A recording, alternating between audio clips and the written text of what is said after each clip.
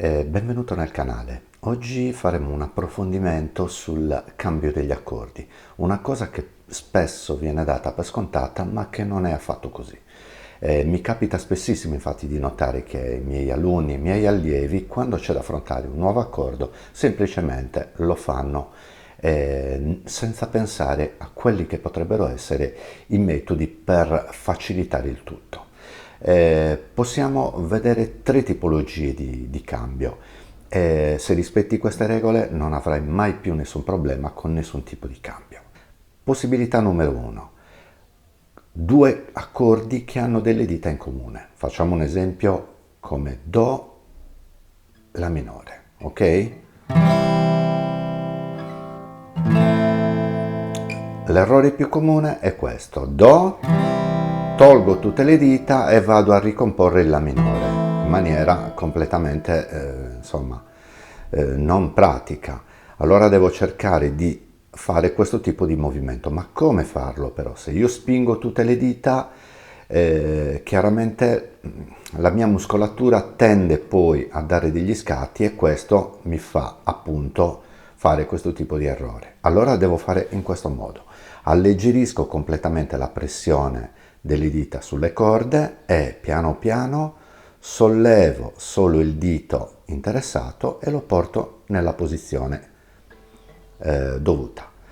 Lo faccio diverse volte, magari faccio sezioni da 10 movimenti, ok? E poi spingo un pochino di più sulle corde, ma non tantissimo, cioè abituo la mano al movimento gradualmente. Ok, allora faccio ancora un po' di pressione, sono quasi arrivato alla pressione normale, diciamo così, faccio ancora degli esercizi, solo alla fine, con tutta la pressione, riesco a controllare il cambio. Questo è il primo caso, ok? Poi chiaramente tu puoi applicare queste regole a diverse tipologie di accordi, non lo so, potrebbe essere, vediamo un po'. Vediamo per esempio Mi minore Sol, vedi c'è un dito in comune che è questo qui, il medio, ok, vedi? Quindi puoi applicare la stessa regola a questi due accordi. Ne conseguirà che tu farai anche delle scelte dal punto di vista della diteggiatura. Per esempio un Mi minore fatto così ti costringerà a fare il Sol così, un Mi minore fatto così ti costringerà a fare il Sol così. Seconda tipologia, è abbastanza frequente che nel cambio di due accordi ci sia un dito che rimane sulla stessa corda. È l'esempio, ma su tasti diversi. È l'esempio del cambio Mi, Re. Ok? Questo ancoraggio, vedi, dell'indice sulla terza corda è importantissimo, ti permette di sbagliare di meno, essere più fluido e quindi di conseguenza suonare meglio. Attento al movimento, Mi, questo è il dito che ci interessa, scivola piano piano, ok? Devi sforzarti di fare questo movimento, ok? Chiaramente, vedi, l'errore più comune è questo: Mi, tolgo tutto e vado a cercarmi le tre corde interessate. Chiaramente questo è sbagliato.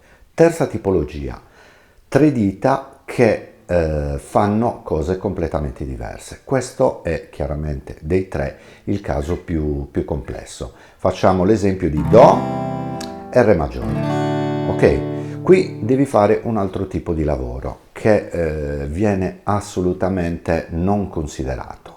Allora, devo innanzitutto guardare attentamente la mano e capire dove sono le dita una per una. L'indice è qui sulla seconda corda, il medio sulla quarta, l'anulare sulla quinta. Cosa devo fare? Devo dividere il lavoro come farebbe un pianista, visto che lavora a mani separate. Bene, tu dovrai fare questo lavoro qui, cercare solo la posizione dell'indice, ok?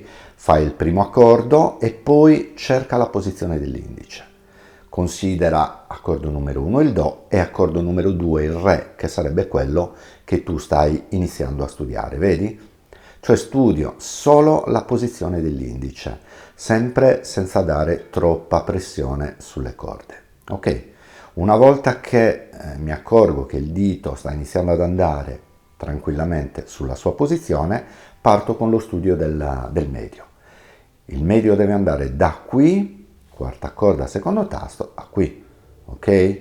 Quindi il lavoro che devi fare è questo, sempre senza spingere, ok? Ti accorgerai, se fai questo lavoro, che il dito che già aveva lavorato tende già di suo ad andare verso la posizione che gli avevi richiesto, ok? Quindi vedi, questo è il lavoro. Anche in questo caso spingo sempre un pochino di più, quindi abituo le dita piano piano alla pressione. Ci rimane il terzo dito, anche qui devo andare a considerare qual è il movimento che deve fare. Eccolo qui. E questo è solo facendolo diverse volte, vedi, la mano inizia a prendere quella forma. Solo dopo aver fatto questo lavoro diverse volte ti consiglio sezioni da almeno 8-10 cambi per ogni dito, puoi iniziare a vedere l'accordo nella sua interezza. Il lavoro chiaramente non va fatto in un solo giorno, devi insistere per 2-3 giorni e quel cambio lì non sarà più un problema per te. Bene, sono sicuro che se segui questi consigli non avrai nessun problema dal punto di vista del cambio degli accordi. Bene, siamo giunti alla fine di questa micro lezione, di questa pillola, ma sono sicuro che sarà una grande conoscenza da parte tua se la utilizzi.